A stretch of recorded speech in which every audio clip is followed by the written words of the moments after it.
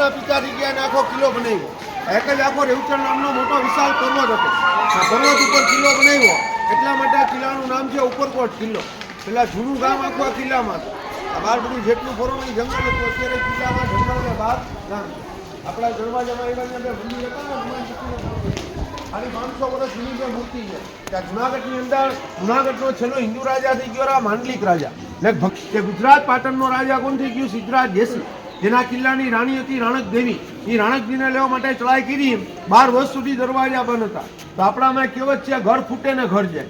અહીંનો રાજા હતો એના બે હગા ભાણેજ ફૂટી ગયા એના નામ હતા દેસળ ને વિસળ. જેને બાર અનાજ લેવા મોકલ્યા અનાજની પોટુની અંદર દુશ્મનો ભરી અને દગેથી દરવાજો ખોલાવ્યો તો આ કિલ્લાનો રાજા પછી મરાણો.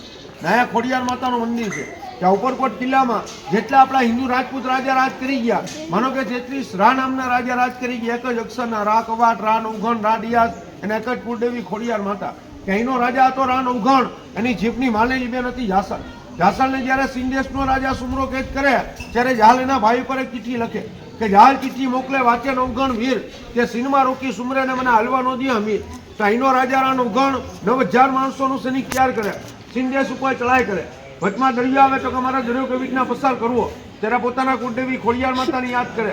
એ ખોડિયારમાં ગાડી ચકલી જાય રાજાના ભાલા ઉપર બેસી જાય ને દરિયાની અંદર રસ્તો કાઢી દે ને સિંહના રાજા સુમરાને મારી અને ભાઈ જાસરને જ્યારે છોડાવીને પાછા આવતા હોય એની સામે વરુડી માતાનું મંદિર છે કે જે પાસે દૂધની કિરાનથી રાજાના 9000 સૈનિકોને જમાડ્યા હતા વરુડી માતાએ.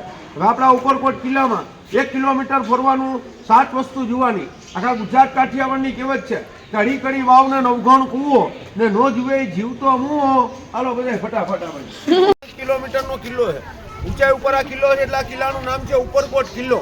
પેલા જૂનું ગામ આખું આ કિલ્લામાં આ બહાર બધું જેટલું ફરો જંગલ હતું અત્યારે કિલ્લામાં જંગલ ને બહાર ગામ છે. પણ એનું કારણ છે કે જુનાગઢની અંદર જુનાગઢનો છેલ્લો હિન્દુ રાજા થઈ ગયો માંડલિક રાજા. પેલાના વખતમાં કિલ્લામાં એવું હતું કોઈ રાજા કે રાણી રાજ કરવા આવે અને ચારણની દીકરી તિલક કરવા જાય.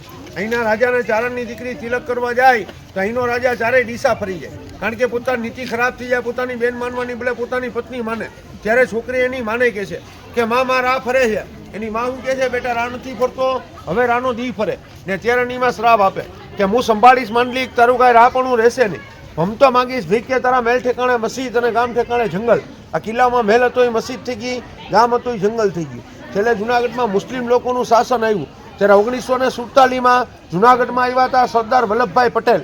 એના આખા જુનાગઢને આઝાદ કરાવ્યું. એના નવાબ હતા એ પાકિસ્તાન વ્યા ગયા. જે કાંઈ પેલા રાજાની વસ્તુ હતી અત્યારે જુનાગઢના મ્યુઝિયમમાં રાખેલ છે. નયા 2 તોપ છે. મોટી તોપ છે લીલમ તોપ છે એની બાજુમાં નાની તોપ છે માણેક તોપ છે. કે તોપ આજથી 550 વર્ષ પહેલા મહેમદાવાદનો બાદશાહ મોહમ્મદ બેગડો આ 2 તોપ લેવો દીવ કિલ્લામાંથી. ઈરાનમાં 2 તોપ બનાવી. મોટી તોપની લંબાઈ 17.5 ફૂટ, નાની તોપની લંબાઈ 7.5 ફૂટ. મોટી તોપ છે એ 5 ધાતુની બનાવી. તાંબુ, પિત્તળ, લોખંડ, જર્મન ને કાસુ. પેલા દિવાલ ઉપર હતી પણ અત્યારે ગવર્મેન્ટે રિનોવેશન કરાવ્યું એટલે રાજા રાખે એવી રીતના રાખેલ જેવા તોપ જી આવો પછી આગળ તમને મેલ દેખાડું. રાણા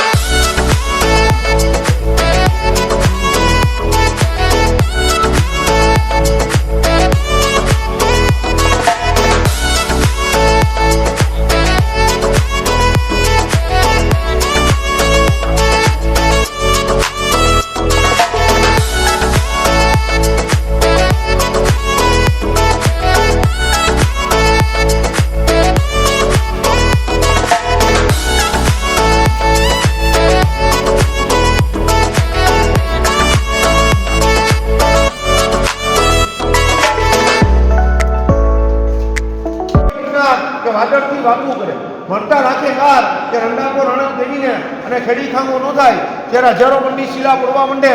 રાણક દેવીને મોટા મોટા ઋષિ મુનિઓ આખું ગામ ભેગું થઈને કહે ગંડા પડી જાય તો જુનાગઢમાં યાત્રા કરવાનો આવે. આ જુનાગઢની કોઈ નામો નિશાની નોંધે કે રાણક દેવીએ પાછો પાછો મારી કાકા કિનારે રોકે કે માં પણ મારા આધાર તારા ટોસલ કોણ ચલાવશે. હીરા ચલાવનાર કે જીવતા યાત્રા આવશે. હિસ્સો થાય કે હજારો માણસો યાત્રા કરવા આવશે એટલે આખો કાચને બધું આપણી ગવર્મેન્ટે મુકાયેલું ઉપર પગમાં મૂકે એટલા માટે. બાકી 5 વર્ષ પહેલા તમે ઉપરકોટ જોવા આવ્યા હોય તો જો કિલ્લો ખંડેરાણમાં તો જ્યાંથી આપણે ટિકિટ લીધી ને પછી હનુમાનજીના દર્શન કર્યા ને આવું હતું આ ગવર્મેન્ટે 83 કરોડ રૂપિયાનો ખર્ચ કર્યો એટલે એટલી ટિકિટ છે, પેલા 1 રૂપિયો કોઈ ટિકિટ હતી નહીં. તમને લાગે ગાઈડના પૈસા ભર્યા પણ અડધા પૈસા કંપનીવાળા લઈ ગયા. અત્યારે કોઈ સરકારના હાથમાં નથી, આખો કિલ્લો કંપનીને મૂકી દીધો. ગાંધી આગળ ગયા પછી એક ગુફા આવશે, એનું નામ છે બુદ્ધ ભગવાનની ગુફા. જુનાગઢમાં બુદ્ધ ભગવાન નહોતા આવ્યા, એના શિષ્ય આવ્યા હતા. ત્યાંથી 2500 વર્ષ પહેલા એટલે કે 2000 વર્ષ પહેલા એ રાજા અશોક થઈ ગયો, અશોક સમ્રાટ. એ બિહારનો રાજા હતો જેને કલિંગ દેશનું યુદ્ધ કર્યું, લાખો માણસોને તલવારથી માર્યા, ત્યારે બુદ્ધ ધર્મ અપનાવ્યો. બુદ્ધ ધર્મ અપનાવ્યા પછી એના ગિરનાર જુનાગઢની યાત્રા કરી એટલે જુનાગઢ સિટીમાં 2 સ્થળ બનાવ્યા. એક તમે ગિરનાર ત્રેટીમાં જાઓ, એક જ પથ્થરમાં આખો લેખ લખેલી ને બીજા કિલ્લામાં ગુફા છે. ગુફા એટલે ધ્યાન ધર્મ માટે રૂમ ટાઈપની, અંદર મૂર્તિ જેવું કાંઈ છે નહીં. હવે અંદર ઉતરવું હોય તો એક માણસની 20 રૂપિયા ઓનલાઈન ટિકિટ કરાવવી પડે, ને તો ઉપરથી ગુફા જોઈએ તો ઉપરથી જઈ લેજો, પછી આગળ તમને વાવ જોવા લઈ જાઓ, નીચેના માળમાં લઈ જાઓ તમને.